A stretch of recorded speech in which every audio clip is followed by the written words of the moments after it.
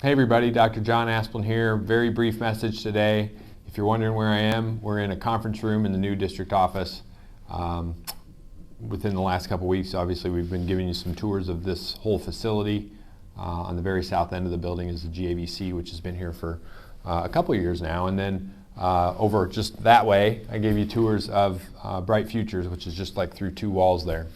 And then this is a conference room as part of the board offices. So sitting here with a beautiful map of Galesburg here behind me and in a really nice space to be able to work with folks. So we're pretty excited about this. But just a couple very brief announcements this time.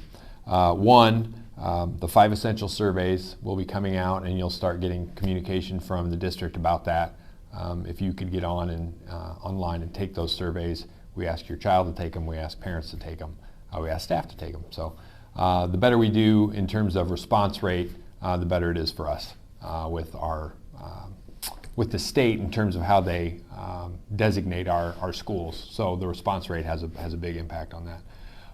And then second of all, if you're wondering about the calendar for next year, the calendar committee met this week, and we're getting feedback from the staff, and that feedback will then come back to the calendar committee, which will meet again next week, and then the board meeting, which is February 13th, we're asking the board to consider a calendar for next year. So what that means is hopefully by the 14th of February, assuming everything goes well, we will have a calendar to promote and tell everybody what's going to be happening next year. So won't be a huge departure probably from this year's calendar. So early to mid-August we'll be starting school. So not much different than this year.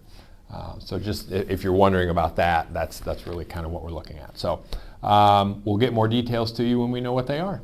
Signing off for today on a pretty cloudy and very January-like day, January 20th, 2023, Dr. John Asplund.